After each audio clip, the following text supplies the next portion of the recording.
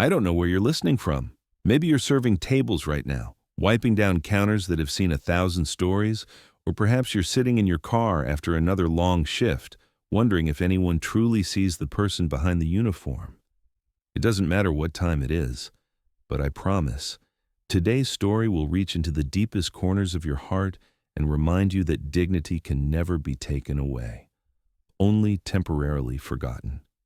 The morning mist rolled off Lake Michigan like a whisper, settling over Chicago's Gold Coast as Clara Martinez stepped off the bus at North State Street. Her worn sneakers touched the pavement with the practiced quiet of someone who had learned to move through wealthy spaces without drawing attention. The Gilded Spoon Cafe sat tucked between a designer boutique and an art gallery, its modest brick facade almost apologetic among the gleaming storefronts. Clara pushed through the glass door, the familiar chime announcing her arrival to the empty dining room that would soon fill with the city's elite seeking their morning caffeine fix. At 43, Clara had perfected the art of invisible excellence. Her hands moved with practiced grace as she unlocked the espresso machine, the stainless steel surface reflecting her tired but determined face. The rich aroma of Colombian beans filled the air as she began her ritual, checking inventory, arranging pastries in the display case, folding napkins into perfect triangles. Each movement carried the weight of necessity. This job wasn't just work. It was survival. The monthly payments for her mother's medical bills back in Milwaukee hadn't stopped coming even after the funeral 6 months ago, and Clara's small studio apartment consumed most of what remained of her modest salary. The morning light filtered through the cafe's windows, casting golden rectangles across the polished hardwood floors. Clara had learned to read the shadows, knowing exactly when the first wave of customers would arrive. The Gold Coast crowd moved with purpose, their expensive shoes clicking against the sidewalk in rhythms that spoke of stock market openings and board meetings. She watched them through the window sometimes, these people whose daily coffee budget exceeded her weekly grocery allowance, marveling at how they inhabited their confidence like a second skin. Her reflection caught in the chrome coffee machine, and Clara smoothed her hair back into its neat bun. The uniform, a simple black dress with a white apron, was clean and pressed, though she couldn't remember the last time she'd bought anything new for herself. The fabric was soft from countless washings, comfortable in its familiarity. She tied the apron strings with a small smile, transforming herself once again into the friendly, efficient server that customers expected, but rarely truly saw. The first customer of the day pushed through the door at precisely 7:15, just as Clara had anticipated. Margaret Thornton, wives of a pharmaceutical executive, ordered her usual double cappuccino with oat milk and a single pump of vanilla syrup. Clara had memorized the preferences of dozens of regulars, their individual quirks and schedules becoming part of her mental landscape. She took pride in remembering that Mr. Chen preferred his Americano extra hot, that Jennifer from the gallery next door always asked for extra foam, that the young mother with twins needed decaf but never wanted to admit it out loud. By 8:30, the morning rush was in full swing, and Clara moved behind the counter like a dancer, her movements economical and precise. The espresso machine hissed and gurgled, cups clinked against saucers, and the gentle murmur of conversation created a soundtrack of urban morning ritual. Clara served each customer with the same warm smile, the same attentive service, though she noticed how rarely they looked directly at her face. She had become part of the cafe's atmosphere, as essential and invisible as the jazz music playing softly from hidden speakers. It was during this morning choreography that Richard Crestwell first entered her world. The cafe fell silent for just a moment when he walked in, not because anyone announced his arrival, but because power has its own gravitational pull. Clara had seen his photograph in the Chicago Tribune's business section. Steel gray hair perfectly styled, expensive suit tailored to perfection, eyes that seemed to calculate the value of everything they surveyed. His real estate empire sprawled across 3 states with assets valued in the hundreds of millions. His investment portfolio diversified across stocks, bonds, and emerging cryptocurrency markets, that Clara only half understood from glimpses of financial news. Richard chose the corner table without asking, assuming it would be available, and Clara approached with her notepad ready. His order was simple: black coffee, no sugar, no conversation. He opened his tablet and immediately became absorbed in what appeared to be market reports, his fingers moving across the screen with practiced efficiency. Clara set the cup down carefully, noting how he didn't acknowledge her presence beyond a slight nod. The coffee cost $4.50. His watch, she noticed, probably cost more than she earned in 6 months. Day after day, Richard occupied his corner table, transforming it into an unofficial satellite office. Clara learned his schedule by heart. He arrived at 9:45, stayed exactly 90 minutes, left a 20% tip calculated to the penny, and departed without small talk. She began anticipating his needs, refilling his coffee before he had to ask, ensuring his table was clean and ready. He never seemed to notice these small gestures of service, but Clara took quiet pride in the seamless efficiency she provided. The other customers began to whisper about him, their voices carrying the mixture of admiration and envy that wealth inspires. Clara learned fragments of his story through overheard conversations: the tragic loss of his wife 2 years earlier in a car accident, the 2 teenage children he was raising alone, the business empire that demanded constant attention. She found herself studying his face during quiet moments, noticing the lines of grief that expensive clothing couldn't disguise, the way his shoulders seemed to carry invisible weight. One rainy Thursday morning, Clara was restocking the pastry display when she heard raised voices from Richard's corner. A younger man in an equally expensive suit was leaning over his table, their conversation growing heated. Clara caught fragments about property values, investment returns, and something about Bitcoin futures, but the tension in their voices was unmistakable. The younger man slammed his hand on the table, causing Richard's coffee to slosh, and several other customers looked up from their conversations. Clara immediately approached with a towel and a fresh cup of coffee, her movements calm and professional despite the obvious conflict. Richard barely glanced at her as she cleaned the spilled coffee, his attention focused on whatever document the other man was showing him on his phone. But Clara noticed his hands trembling slightly as he reached for the replacement cup, a small crack in his composed facade. The younger man left abruptly, and Richard sat alone, staring out the window at the rain-soaked street. For just a moment, Clara wanted to say something comforting, to acknowledge the human being behind the expensive suit, but years of service work had taught her the boundaries that separated her world from his. The morning crowd began to thin, and Clara found herself stealing glances at Richard as she cleaned tables. He remained motionless, his untouched coffee growing cold, his usual efficiency replaced by something that looked remarkably like vulnerability. When he finally left, forgetting to leave his customary tip, Clara didn't think less of him. Instead, she felt an unexpected surge of compassion for this man who seemed to have everything, yet appeared so fundamentally alone. Behind the carefully pressed uniform and professional smile, Clara carried her own burdens. Each evening, she returned to her studio apartment on the city's south side, the contrast between her workplace and her home, a daily reminder of the vast gulf between her life and those she served. The apartment was clean but sparse, furnished with pieces from thrift stores and garage sales, everything chosen for function over beauty. She had learned to find joy in small things: a flowering plant on the windowsill, a library book that transported her to different worlds, the satisfaction of a day's work well done. Her phone buzzed with a text from her sister Maria in Milwaukee, asking about money for their mother's headstone. Clara stared at the message for a long moment, calculating and recalculating her meager savings. The funeral costs had drained her emergency fund, and the monthly payments on her mother's medical debt would continue for another 2 years. She typed back a promise to send what she could, knowing it would mean another week of peanut butter sandwiches and skipped lunches. Clara had learned to navigate the geography of need with careful precision.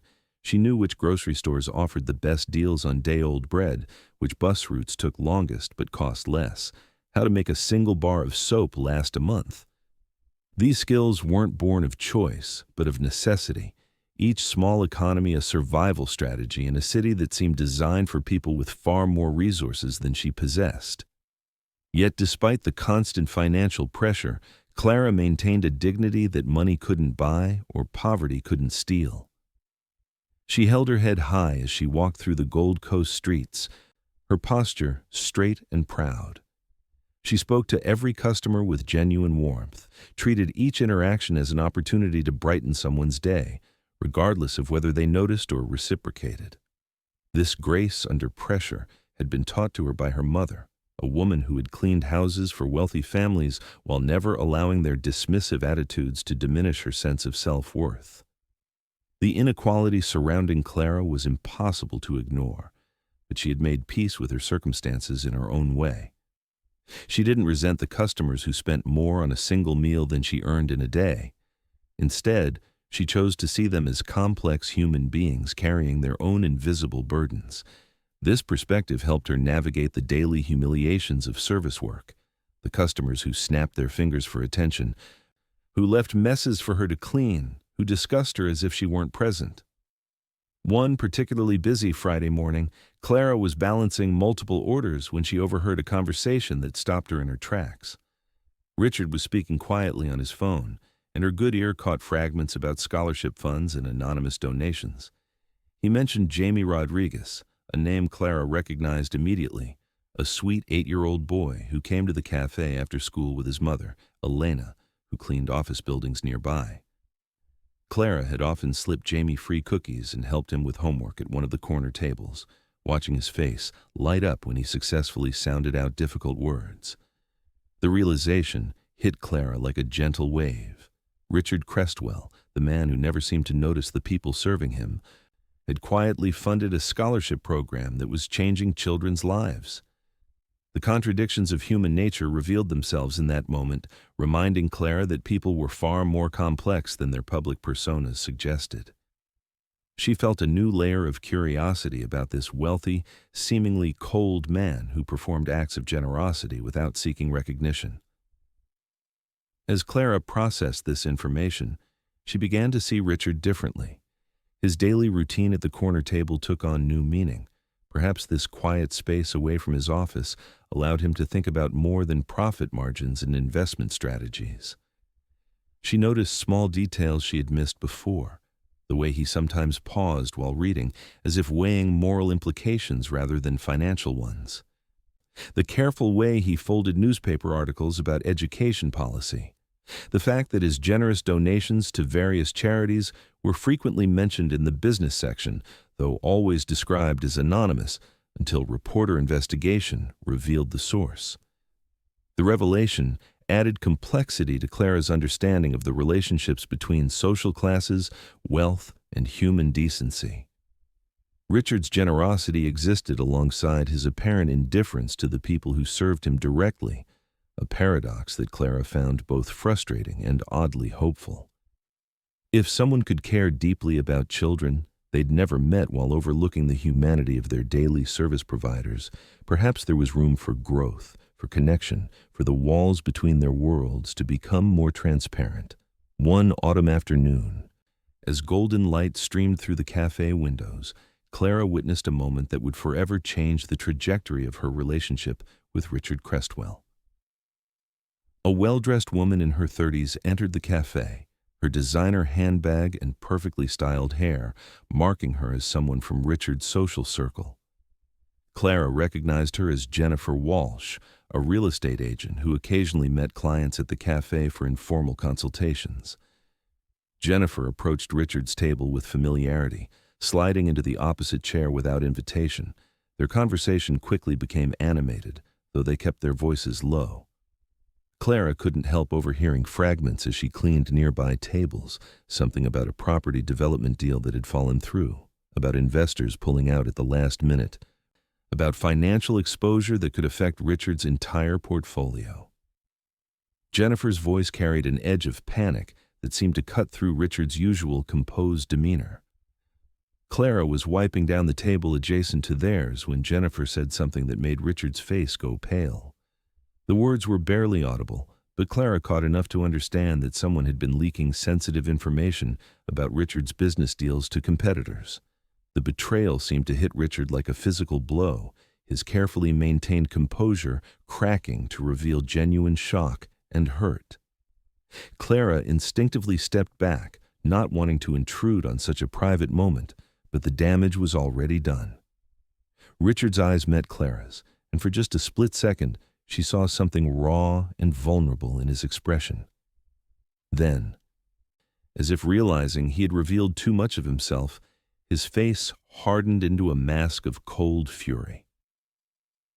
When Jennifer mentioned that employees with access to his schedule and meeting locations could potentially be involved in the information leak, Richard's gaze swept the cafe with sudden suspicion. Clara felt his eyes land on her, and a chill ran down her spine as she realized what he might be thinking. The accusation came not with words but with silence. Richard began watching Clara differently, his previous indifference replaced by careful scrutiny. She felt his eyes tracking her movements as she served other customers, noticed how he lowered his voice even further when she approached his table. The comfortable routine they had established over months dissolved into an atmosphere of distrust that made Clara's stomach clench with anxiety. Clara tried to continue her work normally, but the weight of Richard's suspicion pressed down on her like a physical force. She had always prided herself on her discretion, on her ability to be present, but not intrusive, to serve without eavesdropping. The suggestion that she might betray a customer's trust felt like a stain on her professional integrity, a violation of the quiet dignity with which she approached her work. The other employees began to notice the tension. Marcus, the cafe's owner, pulled Clara aside during a quiet moment to ask if everything was all right. Clara couldn't explain the situation without revealing details of Richard's private conversation, so she simply assured Marcus that she was fine, that she would handle whatever issue had arisen. But inside, she felt the foundation of her small world beginning to shift, threatened by forces she couldn't control or fully understand. Days passed, and Richard's suspicion seemed to intensify rather than fade. He began arriving at different times, switching tables, watching Clara with an attention that felt more like surveillance than customer observation.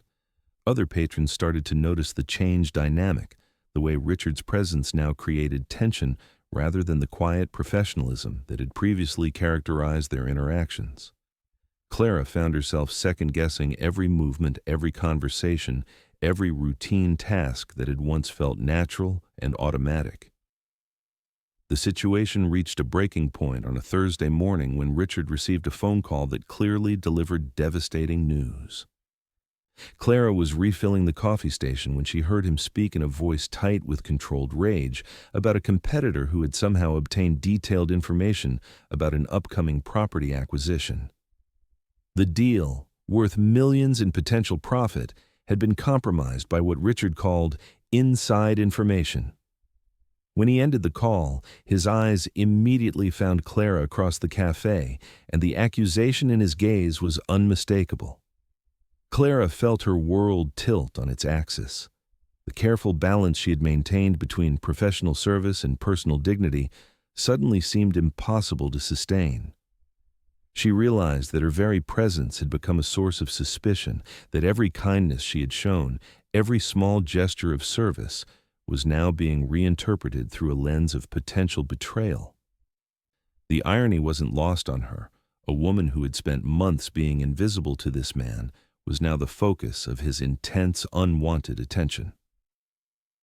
That afternoon, as Clara prepared to end her shift, she noticed Richard speaking quietly with Marcus near the cafe's entrance. Their conversation was brief, but she caught the way Marcus glanced in her direction, the subtle shake of his head, the defensive posture that suggested he was being asked to do something he didn't want to do. Clara's heart began to race as she realized what might be unfolding. Marcus approached her with reluctance written across his face, his usual jovial demeanor replaced by uncomfortable formality. He asked Clara to step into the small office behind the counter, away from the remaining customers. The conversation that followed was brief and devastating. Richard had requested that Clara be removed from serving his section of the cafe, citing concerns about confidentiality and the sensitive nature of his business calls. While Marcus couldn't legally fire Clara based solely on a customer's unfounded suspicions, he could and did reduce her hours significantly, effectively forcing her toward resignation. Clara listened to Marcus's explanation with a composure that masked the turmoil churning in her chest. She understood the impossible position he was in. Richard Crestwell's continued patronage was worth thousands of dollars in monthly revenue, while Clara was easily replaceable from the cafe's business perspective.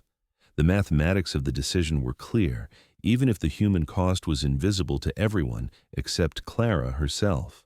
Walking home that evening, Clara felt the full weight of powerlessness that came with being economically vulnerable.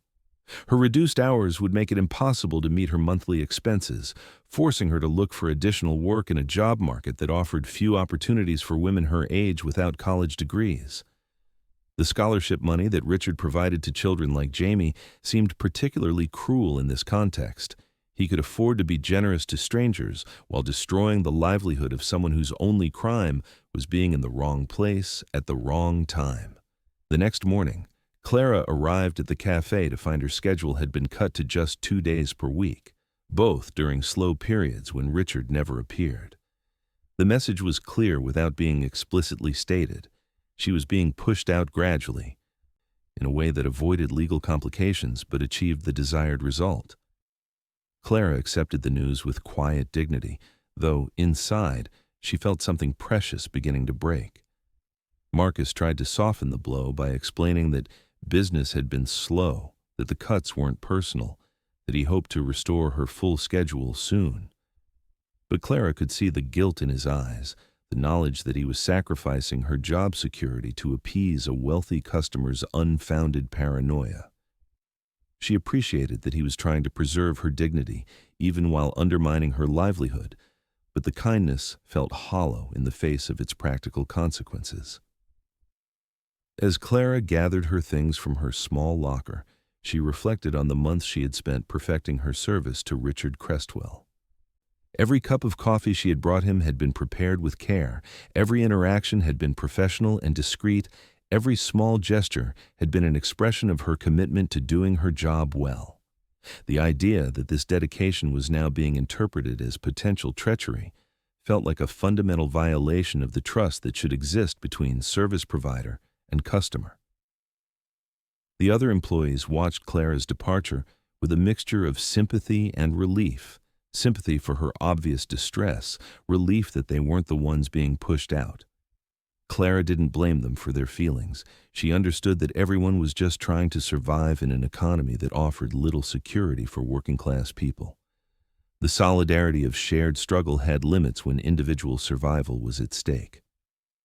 That weekend, Clara sat in her small apartment calculating and recalculating her finances, trying to figure out how to make her reduced income cover her basic expenses.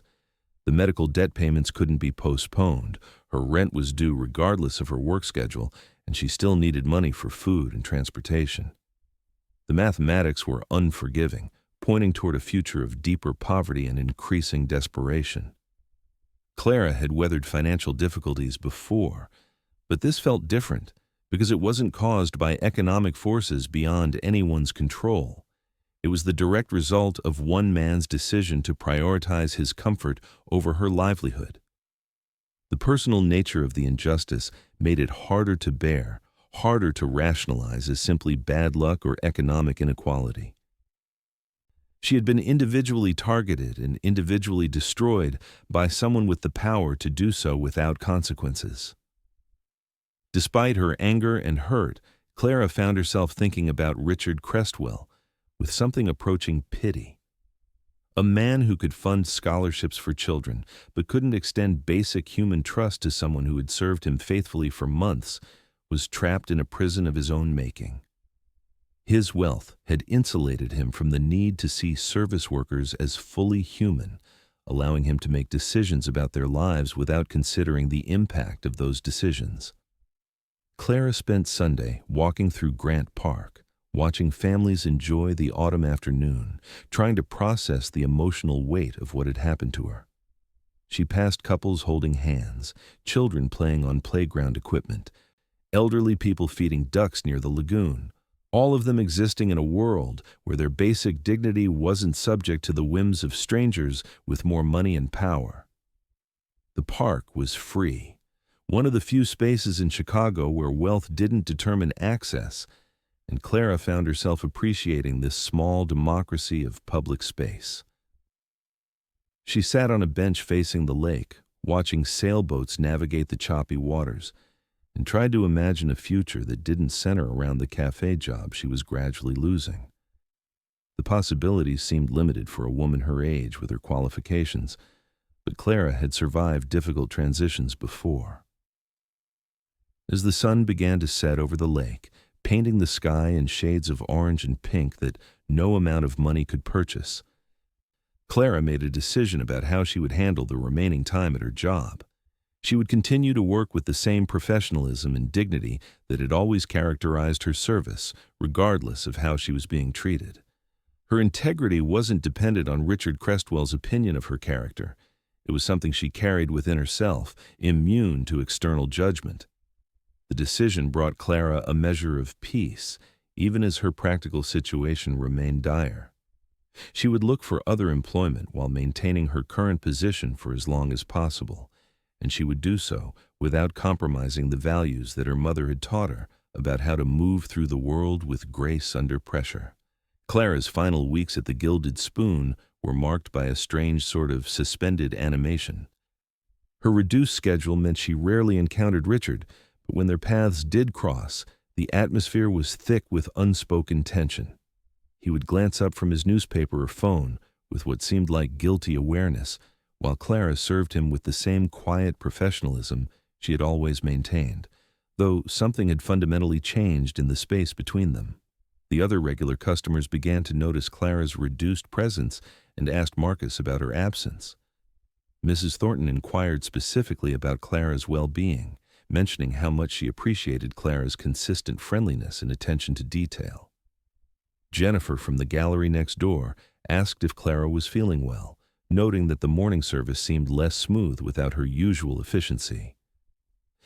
These small expressions of recognition arrived too late to affect Clara's employment situation, but they provided some comfort during a difficult transition.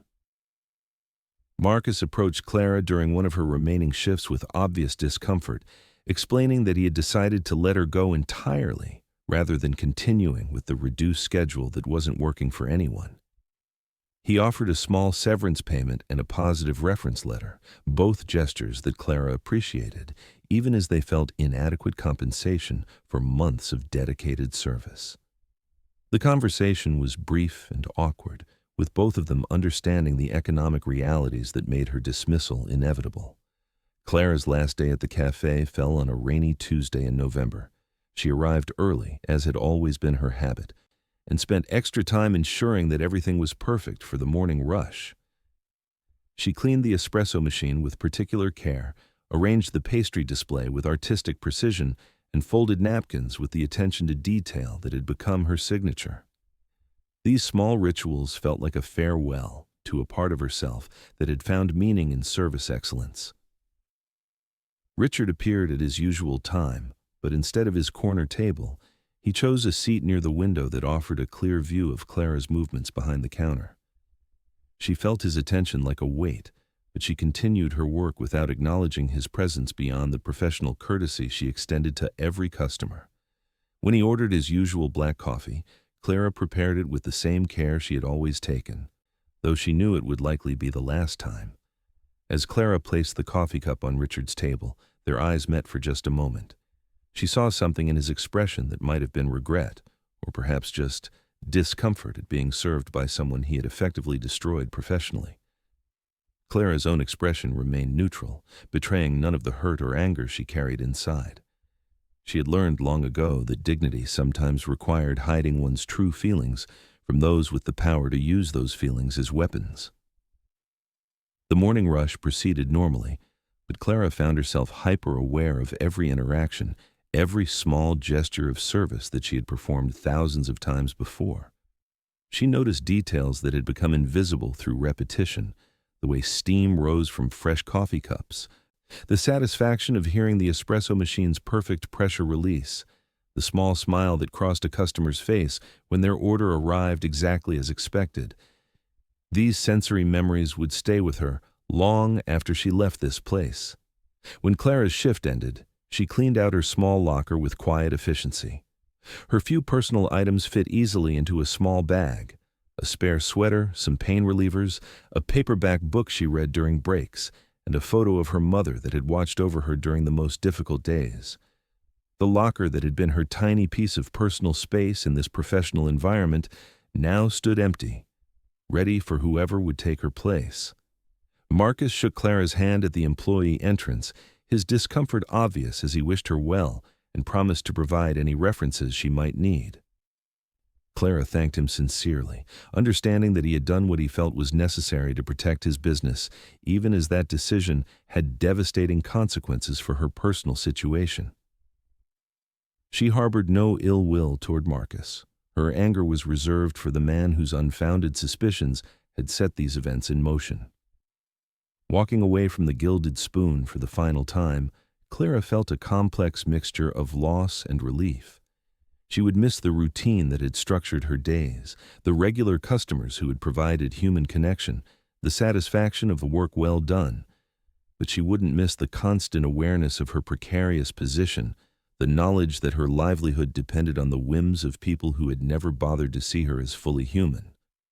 The unemployment that followed Clara's dismissal brought new challenges that went beyond simple financial hardship. The job market for women her age was particularly brutal, with many employers preferring younger candidates or workers with college degrees that Clara had never been able to afford. She applied for dozens of positions: restaurant jobs, retail work, cleaning services, facing rejection after rejection that slowly eroded her confidence. Clara's small savings disappeared quickly despite her careful budgeting. The medical debt payments couldn't be postponed indefinitely. Her rent demanded priority, and even the most basic necessities like food and transportation consumed what little money remained. She began shopping at food pantries, something that felt shameful despite the kindness of the volunteers who served there. Pride was a luxury she could no longer afford. The social isolation of unemployment proved almost as difficult as the financial pressures.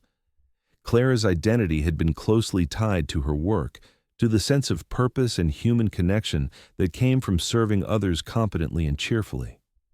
Without that daily structure and social interaction, she found herself struggling with depression that made job searching even more challenging. The apartment that had once been a refuge now felt like a prison. Clara applied for unemployment benefits, navigating a bureaucratic system that seemed designed to discourage rather than assist people in her situation. The weekly amount she received covered less than half her basic expenses, forcing her to make impossible choices between necessities. The stress of constant financial calculation began to affect her sleep and her health, creating a downward spiral that was difficult to escape. Despite these challenges, Clara maintained the personal dignity that had always been her source of strength. She kept herself clean and neatly dressed for job interviews, even when she couldn't afford to replace worn clothing. She spoke to potential employers with the same warmth and professionalism that had characterized her customer service, refusing to let her circumstances diminish her sense of self-worth.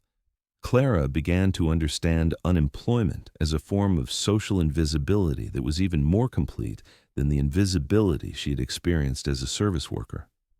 At least when she was working, she had been seen by customers and co-workers, even if that visibility was limited and often dismissive.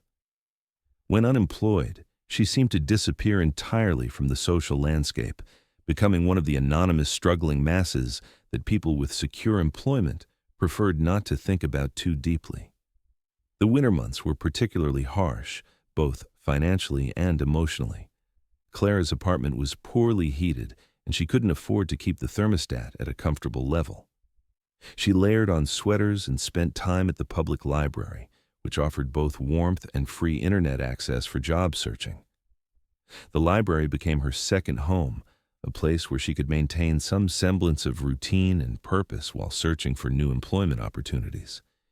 During these library visits, Clara began to notice other people who seemed to be in similar situations: older adults spending entire days at computer terminals, mothers with children who appeared to be using the library as affordable childcare, elderly people who seemed to come more for human contact than for books. The library served as an unofficial social service center for people whom the formal economy had left behind. Clara found some comfort in reading during this difficult period, discovering authors and books that she had never had time to explore while working full-time. Literature provided an escape from immediate worries and also offered perspectives on human suffering and resilience that helped her contextualize her own struggles. The library's collection became a source of both entertainment and emotional sustenance during the darkest months of her unemployment. As winter turned to spring, Clara began to consider more drastic options for her future. Her sister in Milwaukee had offered to let her move in temporarily, but that would mean giving up her Chicago apartment and starting over in a city with even fewer job opportunities. The decision felt like admitting defeat, but defeat was beginning to seem preferable to the slow starvation of her current situation. Clara was sitting in the library one afternoon in April, scrolling through job listings that all seemed to require qualifications she didn't possess, when she heard a familiar voice behind her. She turned to see Jennifer from the gallery, the woman who had always greeted her warmly at the cafe and had asked about her absence during those final weeks. Jennifer looked surprised and pleased to see Clara, though her expression quickly shifted to concern when she realized the context of their meeting. The conversation that followed was awkward but illuminating. Jennifer had assumed that Clara had left the cafe for a better opportunity and was shocked to learn about her unemployment. She mentioned that several regular customers had complained about the decline in service quality since Clara's departure, and that she herself had stopped going to the Gilded Spoon as frequently because the atmosphere had become less welcoming without Clara's presence. Jennifer's concern felt genuine, and for the first time in months, Clara experienced the warmth of human connection from someone who saw her as more than just a service provider. They exchanged phone numbers, and Jennifer promised to keep Clara in mind if she heard about any job opportunities. The interaction reminded Clara that not everyone in the cafe's customer base had been oblivious to her contributions, even if their recognition had come too late to prevent her dismissal. That evening, Clara reflected on the strange trajectory that had brought her from stable employment to library job searches. The path seemed both inevitable and entirely preventable. Inevitable given the power dynamics that made workers like her disposable, preventable if just one person with influence had chosen to see her as deserving of basic fairness and human consideration.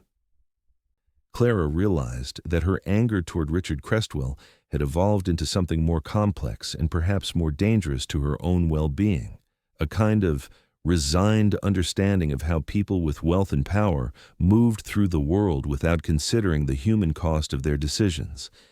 This understanding threatened to calcify into cynicism, and Clara recognized that protecting her own capacity for hope and human connection would require conscious effort. Meanwhile, across the city in his glass-walled penthouse office, Richard Crestwell was discovering that some problems couldn't be solved with money or power. The information leaks that had prompted his suspicions about Clara had continued long after her departure from the cafe, making it clear that she had never been the source of his business troubles. The real culprit had been discovered, a disgruntled former employee accessing his calendar through shared digital systems. But this revelation brought Richard no satisfaction, only a growing awareness of the injustice he had perpetrated. Richard found himself thinking about Clara more often than seemed reasonable for someone who had been merely a service provider in his daily routine. He remembered small details about her demeanor, the quiet pride in her posture, the genuine warmth in her smile, the efficiency with which she had anticipated his needs without being intrusive. These memories carried a weight that surprised him, suggesting that their daily interactions had meant more to him than he had consciously recognized at the time. The corner table at the Gilded Spoon no longer felt comfortable to Richard. Clara's replacement, a young man named Kevin, provided perfectly adequate service, but the seamless, intuitive care that Clara had offered was missing. Richard found himself explaining preferences that Clara had remembered effortlessly, waiting longer for refills that had appeared automatically, feeling like he was dealing with a stranger rather than someone who understood the small rhythms of his daily routine. Richard's business recovery from the information leak scandal had been swift and complete, his financial losses quickly recouped through other investments and deals. But the human cost of his rush to judgment remained uncomfortably present in his consciousness. He had exercised his economic power thoughtlessly, destroying someone's livelihood based on unfounded suspicions, and the ease with which he had done so revealed something about his character that he didn't like to acknowledge. The guilt Richard felt was complicated by his uncertainty about how to address the harm he had caused. Simple financial compensation seemed inadequate and potentially insulting, while a direct apology would require acknowledging the full scope of his wrongdoing. He was a man accustomed to fixing problems through strategic action, but this situation called for a kind of moral courage that his wealth and success hadn't taught him to exercise. Richard began to pay closer attention to the service workers in his daily life, the doorman in his building, the cleaning staff in his office, the servers at restaurants where he conducted business dinners. He noticed their names on identification badges, made eye contact during interactions, offered small acknowledgement of their competence and courtesy. These gestures felt awkward and insufficient, but they represented his first attempts to see the people who facilitated his comfortable lifestyle. The changes in Richard's behavior didn't go unnoticed by his colleagues and employees, though they interpreted his increased consideration toward service staff in various ways. Some saw it as a positive evolution in his leadership style, while others wondered if he was going through some kind of personal crisis that was making him unusually sensitive to class dynamics.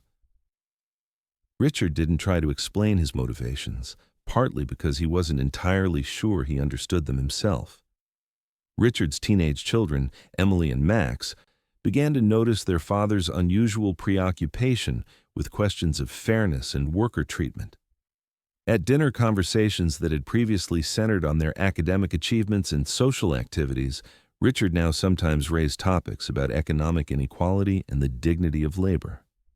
The teenagers were initially puzzled by this shift, but gradually began to engage with these ideas, especially as they connected to their own observations about class differences at their private school.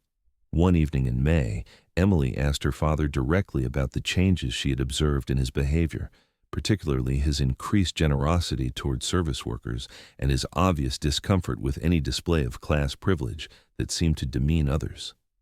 Richard found himself telling his children about Clara, not the full story of his suspicions and their consequences, but enough to convey his growing awareness that his wealth came with moral responsibilities he had previously ignored. Emily and Max listened to their father's reflections with the moral clarity that teenagers sometimes possess, immediately grasping the injustice of what had happened to Clara. They asked pointed questions about why he hadn't investigated his suspicions more carefully before acting on them, why he hadn't considered the impact of his decisions on someone who depended on the job for survival. Their questions forced Richard to confront the casual cruelty of his assumptions about people he considered beneath his social class.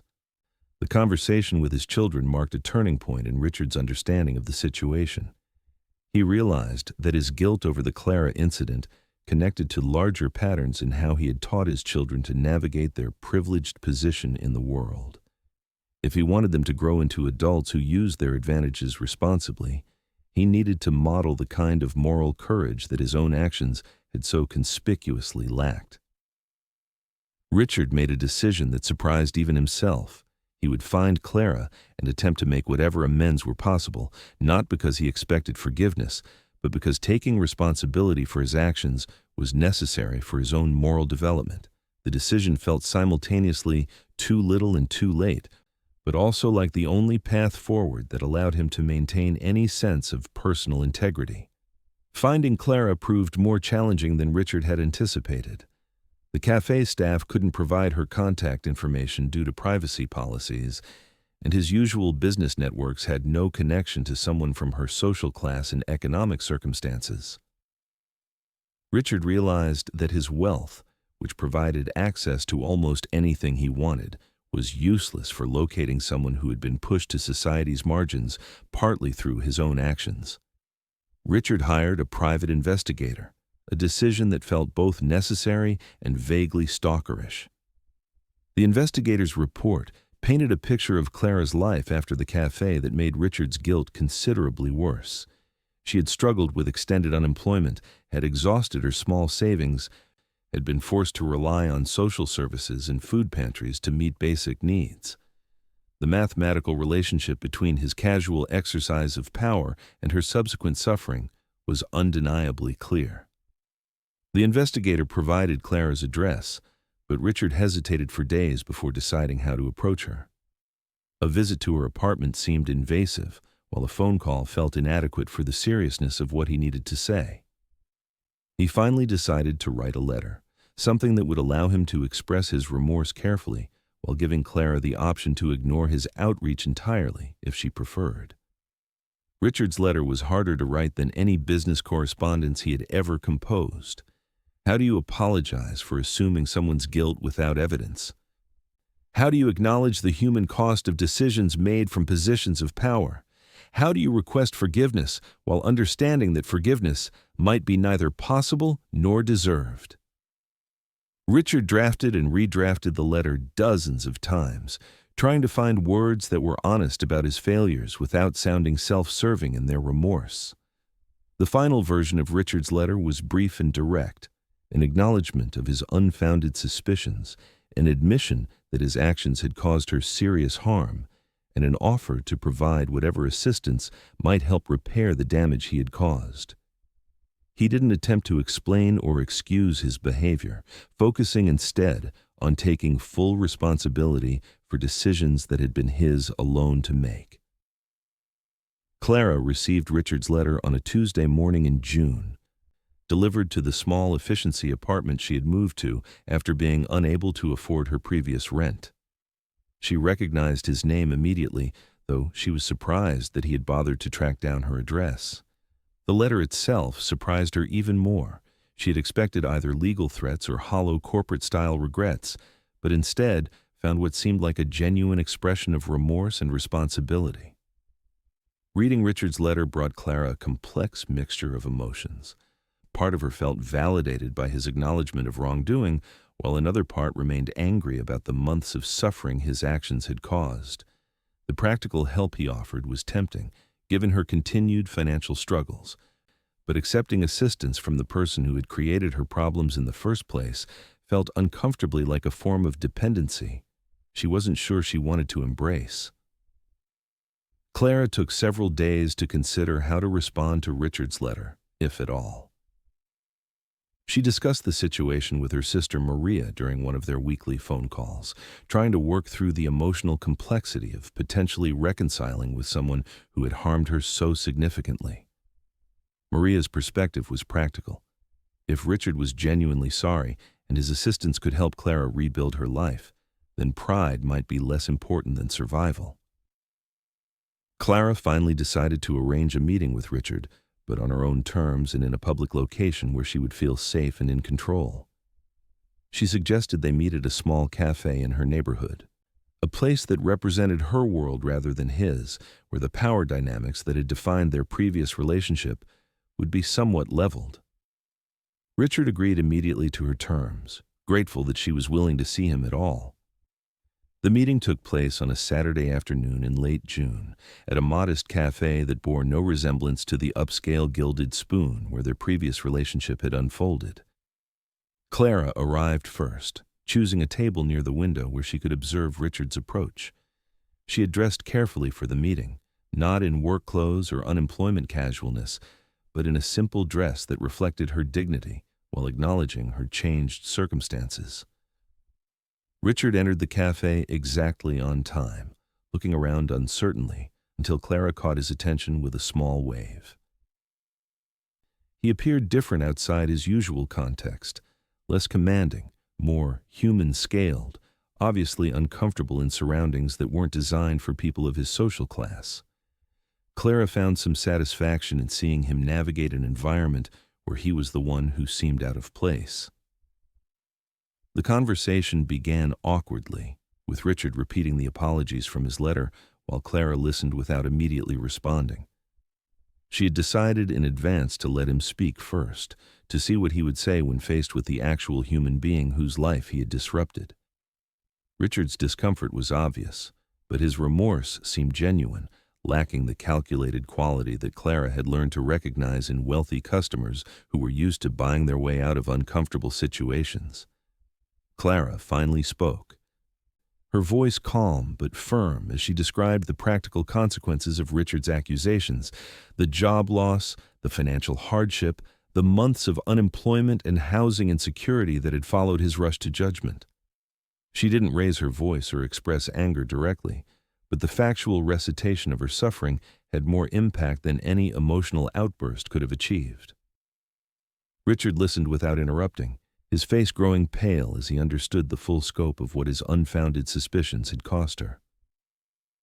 When Clara finished speaking, silence settled over their table. Richard seemed to be struggling with what to say next, perhaps realizing that no apology could undo months of unnecessary hardship. Clara appreciated his discomfort, not out of cruelty, but because it suggested he was genuinely grappling with the moral weight of his actions rather than simply trying to ease his own conscience with perfunctory regrets. Richard finally asked what he could do to help Clara rebuild her life, making it clear that he wasn't offering charity but attempting to repair damage for which he was responsible. Clara had anticipated this question and had prepared her response carefully. She didn't want money directly, which would feel too much like payment for her silence, but she would accept his assistance in finding new employment that matched her skills and experience. The practical arrangements they discussed felt businesslike rather than personal, which suited both of them. Richard would use his connections in Chicago's restaurant and hospitality communities to help Clara find a position that offered both fair wages and job security. Clara would provide references from her previous employment and would approach any opportunities Richard identified with her usual professionalism and dignity. As their meeting drew to a close, Clara felt an unexpected sense of closure beginning to develop. Richard's acknowledgement of wrongdoing wouldn't erase the months of struggle she had endured, but it restored something important, her sense that she had been treated unjustly, that her suffering hadn't been deserved, that someone with power could be held accountable for the consequences of their actions. Richard left the cafe with a different understanding of his place in the world's moral landscape. Meeting Clara had forced him to confront the human cost of his privileges in a way that abstract discussions of inequality couldn't achieve. She had shown him grace without offering easy forgiveness, accountability without vindictive punishment, dignity in circumstances where dignity had been systematically undermined. Within 2 weeks of their meeting, Richard had arranged several job interviews for Clara with restaurant owners and hotel managers in his professional network. He had been careful to present her qualifications honestly, without mentioning the personal circumstances that had motivated his involvement, allowing Clara to earn these opportunities based on her merits rather than his guilt. Clara secured a position as head server at an upscale hotel restaurant downtown, a job that paid significantly more than her previous position and offered benefits that provided real security. The work was demanding but respected. The management treated employees fairly, and Clara found herself once again taking pride in service excellence while feeling valued rather than invisible. The new job allowed Clara to move to a better apartment and begin rebuilding her financial stability. She was able to resume regular payments on her mother's medical debt and even began contributing to a small emergency fund that would protect her from future economic shocks. The practical improvements in her circumstances were important, but the restoration of her professional dignity mattered even more. Richard monitored Clara's situation from a distance.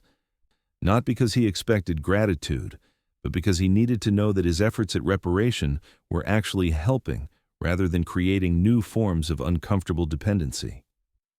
The reports he received suggested that Clara was thriving in her new position, earning recognition for the same qualities of service excellence that had once been taken for granted at the Gilded Spoon. 1 year after their reconciliation meeting, Richard received an unexpected message from Clara. She had been promoted to assistant restaurant manager at her hotel, a position that utilized her years of experience in customer service and her natural abilities in training and supervising staff. She wanted Richard to know about her success, not to thank him, but to demonstrate that his assistance had been put to good use, that she had rebuilt her career through her own efforts rather than simply accepting charity. Clara's message reminded Richard that redemption was an ongoing process rather than a single act of contrition. The harm he had caused couldn't be undone, but it could be acknowledged, addressed, and learned from in ways that might prevent similar injustices in the future. His relationship with Clara would never be friendship. Too much damage had been done for that. But it had evolved into something more valuable: mutual respect between two people who had learned difficult truths about power, dignity, and moral responsibility. The story of Clara and Richard spread through Chicago's restaurant community in ways that neither of them initially realized. Workers who had experienced similar injustices felt validated by Clara's eventual vindication, while managers and owners began to reconsider how they responded to customer complaints about their employees. The case became a quiet example of how individual accountability could create broader changes in workplace dynamics and customer relationships. Clara never returned to the Gilded Spoon as a customer, but she occasionally walked past it on her way to other destinations in the Gold Coast.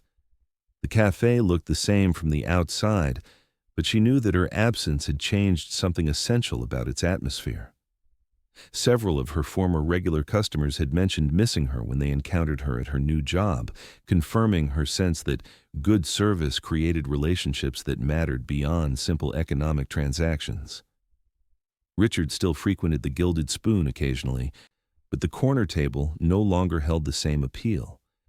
He found himself more conscious of how he treated service workers everywhere, making effort to see them as individuals rather than simply as providers of convenience. His children noticed these changes and began to model similar behavior, breaking cycles of casual class-based dismissiveness that might otherwise have continued into the next generation. The incident had taught both Clara and Richard lessons that extended far beyond their individual relationship. Clara had learned that dignity could survive injustice, that resilience was possible even in the face of systemic disadvantage, and that grace under pressure could eventually be recognized and rewarded.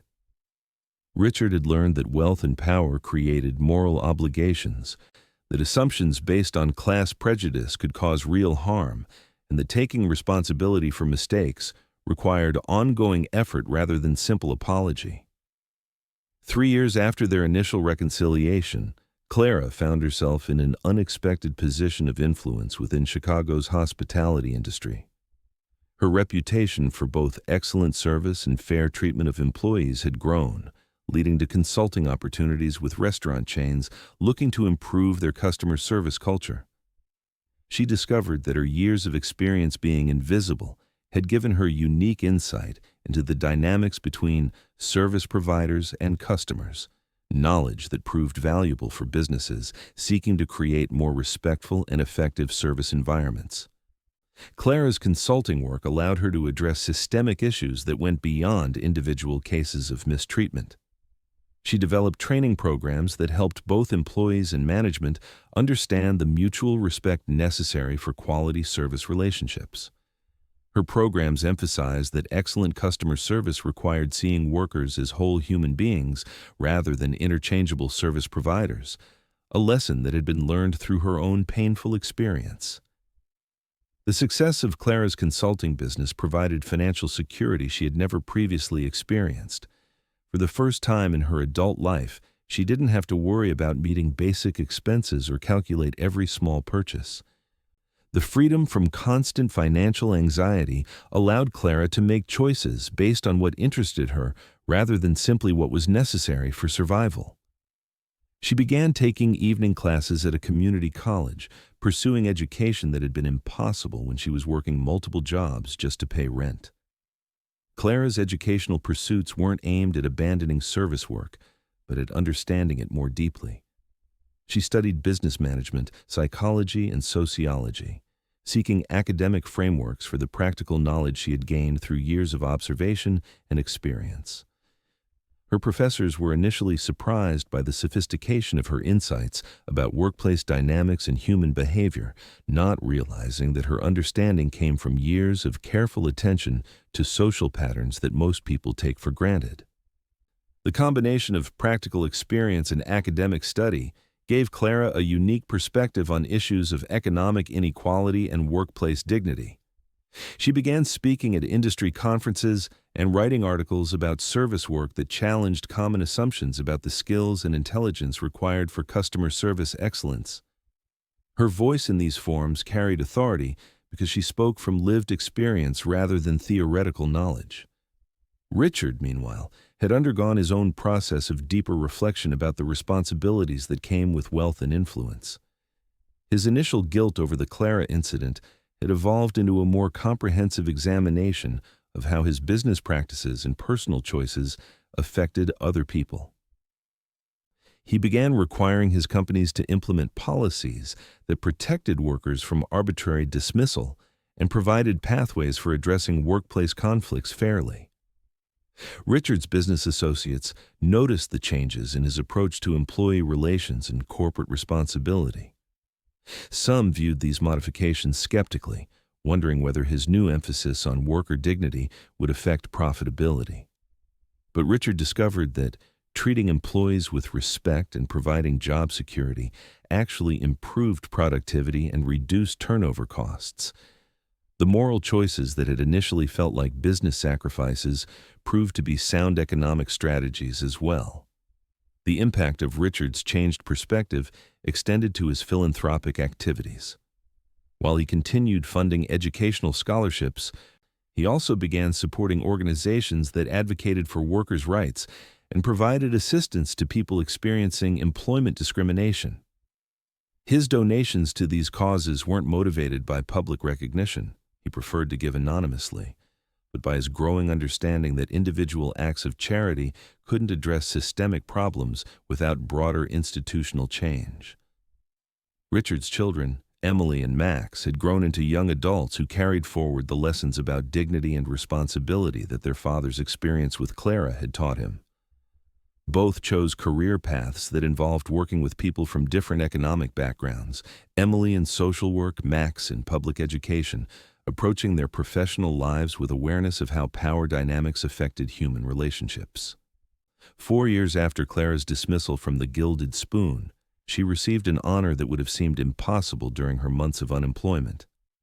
The Chicago Restaurant Association presented her with an award recognizing her contributions to improving service industry working conditions. The ceremony took place at a downtown hotel ballroom filled with restaurant owners, managers, and workers from across the city. Clara's acceptance speech was brief but powerful, focusing on the dignity that existed in service work when it was performed with skill and respect. She spoke about the complex relationships between service providers and customers, the mutual humanity that should characterize these interactions, and the responsibility that everyone shared for creating workplace environments where all people could maintain their self-respect while earning a living. Richard attended Clara's award ceremony, sitting in the audience rather than at the head table where his financial contributions to the industry might have earned him a place. He listened to Clara speak with a mixture of admiration and continued remorse, remembering the capable, dignified woman he had failed to see during their months of daily interaction at the cafe. Her success felt like a form of redemption for both of them, though he understood that his role had been minimal compared to her own efforts to rebuild her career. After the ceremony, Clara and Richard spoke briefly, their first conversation since the initial reconciliation meeting 3 years earlier. The interaction was professional and cordial, marked by mutual respect rather than warmth, but free from the tension that had characterized their final encounters at the Gilded Spoon. Clara thanked Richard for the assistance that had helped her transition to better employment, while Richard expressed genuine pride in her achievements and the positive impact of her work. The conversation lasted only a few minutes, but it represented a form of completion for both of them. Clara had demonstrated that his assistance had been used well, that she had built something meaningful from the opportunity he had provided to repair his mistakes. Richard had seen concrete evidence that taking responsibility for his actions had contributed to positive outcomes rather than simply assuaging his own guilt. 5 years later, Clara owns her own small catering business that serves Chicago's growing population of working professionals. Her company is known for excellent food and impeccable service, but also for treating employees fairly and creating opportunities for advancement that reflect Clara's understanding of how economic insecurity affects workers' lives.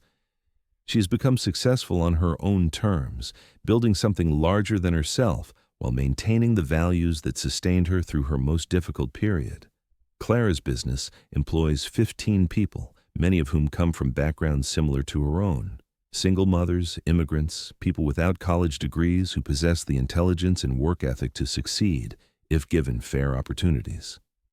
She provides above-market wages, health benefits, paid time off, and professional development opportunities that allow employees to advance within the company or prepare for better positions elsewhere. The business model proves that treating workers well can coexist with financial success. The success of Clara's catering company has made her a sought-after speaker at business schools and professional development conferences. Her presentations focus on the practical and moral benefits of creating workplace cultures based on mutual respect rather than hierarchical power structures. She uses her own story sparingly, preferring to focus on broader principles and actionable strategies that other business owners can implement. Clara's public speaking has led to additional consulting opportunities with corporations seeking to improve their employee relations and customer service quality. Her client list includes several major hotel chains, restaurant groups, and retail companies that have discovered that Clara's insights into service relationships can significantly improve both employee satisfaction and customer loyalty. The consulting fees from these contracts have provided Clara with financial security that extends far beyond simple stability.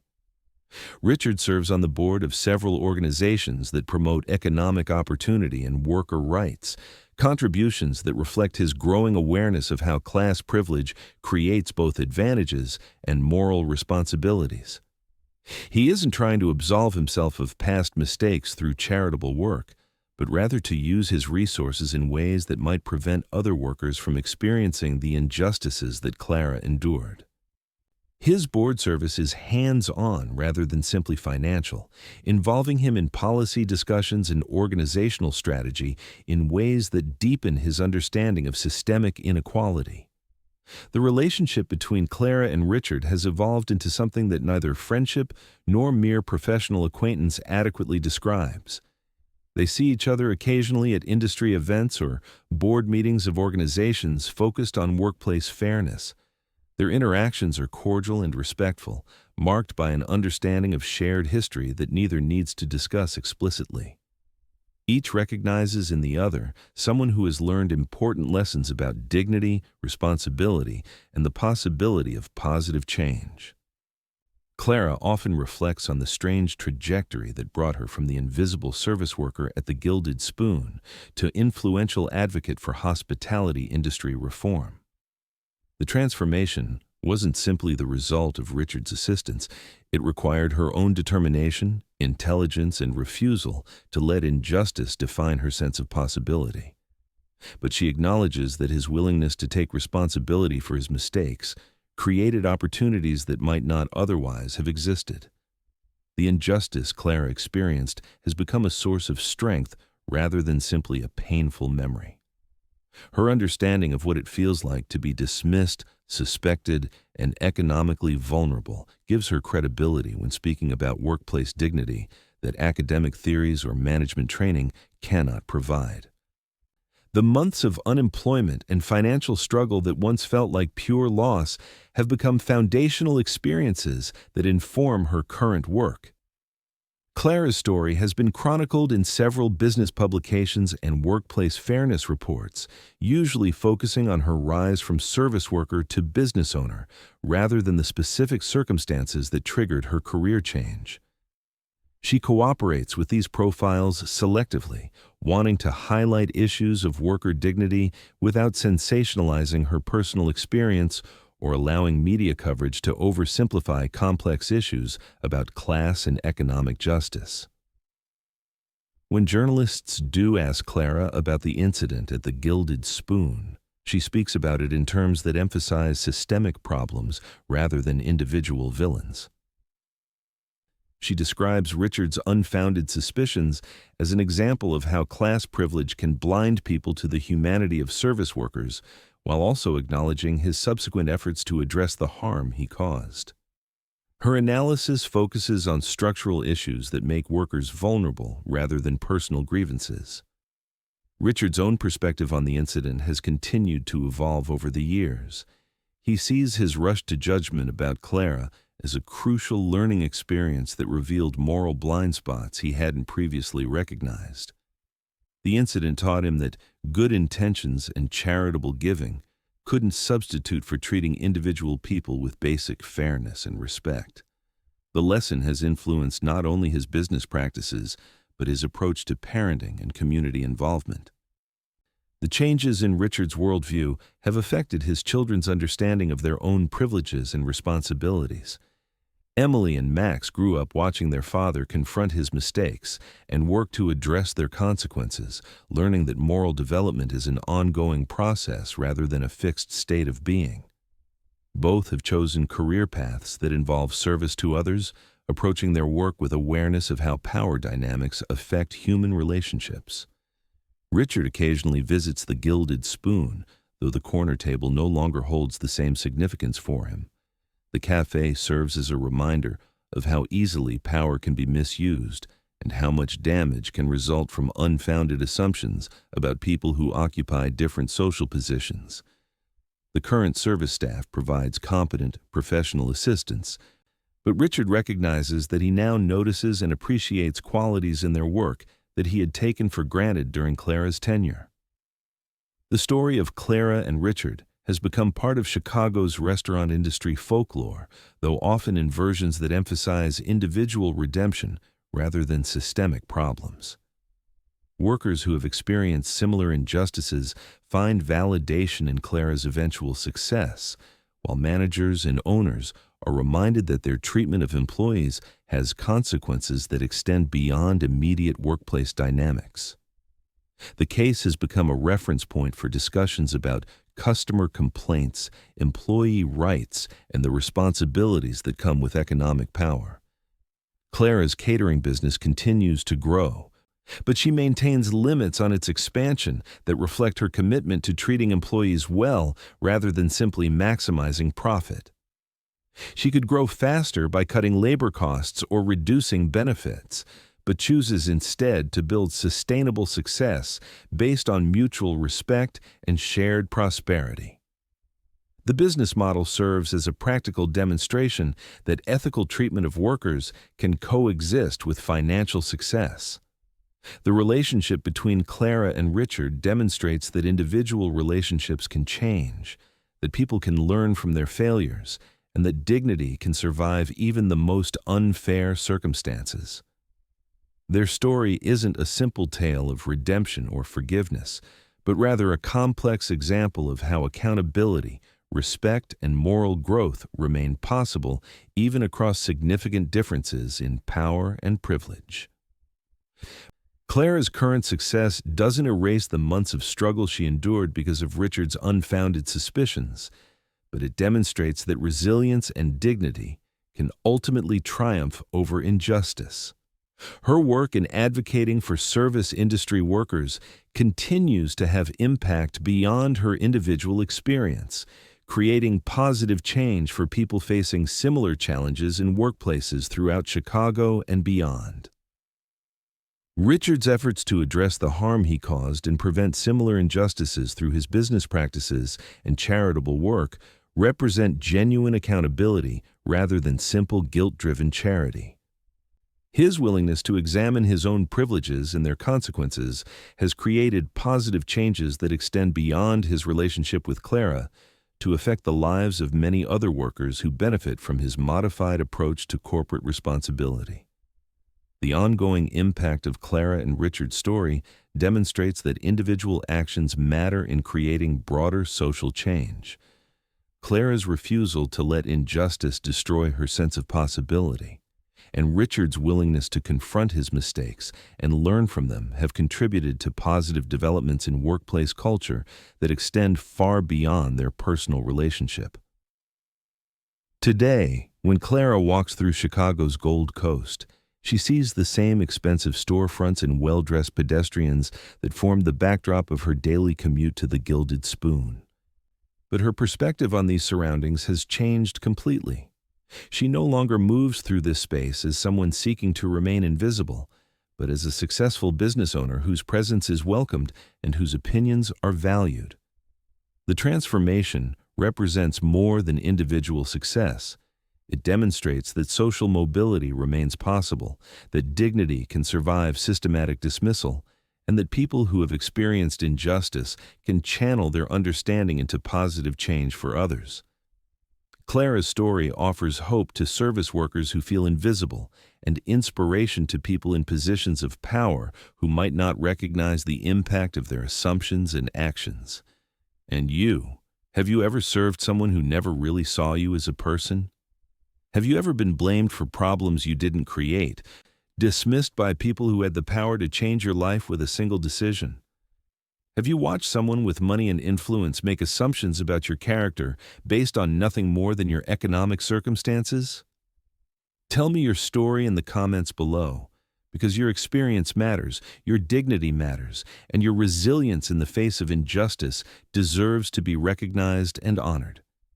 If this story touched something in your heart, if it reminded you of your own worth in moments when the world made you feel invisible, please leave a like and subscribe so this message reaches another person who needs to hear that their service, their sacrifice, and their quiet strength have value beyond what any paycheck could measure.